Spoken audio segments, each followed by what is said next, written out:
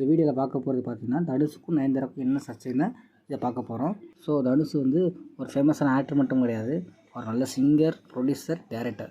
So ப்ரொடியூசர்னு பார்த்திங்கன்னா நிறையா படம் ஹிட்டு கொடுத்துருக்காரு. நானும் ரவுடி தான் படம் ரிலீஸ் ஆச்சு.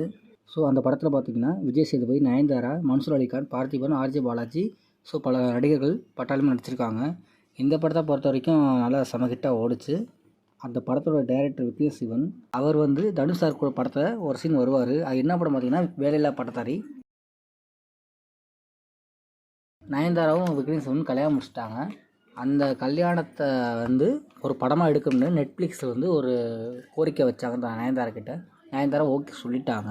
அப்போது நயன்தாராவுக்கு விக்னேஷ் சிவன் வந்து ஒரு பேச்சுவார்த்தை நடக்கும் அந்த படம் ஷூட்டிங் ஸ்பாட்டில். அது 3 செகண்ட் வீடியோ தாங்க. அந்த கான்வர்சேஷன் வீடியோவை நெட்ஃப்ளிக்ஸ் ரைட்ஸோடு கேட்டிருந்தாங்க. உடனே நயன்தாரா வந்து ஷோர்னு சொல்லி தனுஷ் சார்கிட்ட இப்போ ரைட்ஸ் கேட்க போயிருந்தாங்க. அப்போ தனுஷ் சார் வந்து 10 கோடி கேட்டிருக்காரு. எதுக்குன்னு பார்த்தீங்கன்னா, ஸோ அவர் வந்து நீங்கள் எப்பவுமே நெட்ஃப்ளிக்ஸில் இந்த 3 செகண்ட் வீடியோ கொடுக்க தான் போகிறீங்க. ஸோ அது வந்து அவங்க நெட்ஃப்ளிக்ஸில் வந்து அது படமாக எடுக்க போகிறாங்க. ஸோ நான் வியாபார நோக்கத்தோடு தான் கேட்குறேன். அந்த 3 செகண்ட் வீடியோக்காக எனக்கு 10 கோடி கொடுங்கன்னு சொல்லியிருக்காரு. இதை உடனே நயன்தாரா வந்து கேட்டு கோபம் அடைஞ்சாங்க.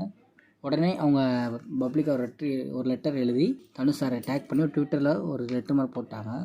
ஸோ இந்த ஒரு காரணத்துக்காக தான் தனுஷுக்கும் நயன்தாராக்கும் மிஸ் அண்டர்ஸ்டாண்டிங் ஆகிருக்கு.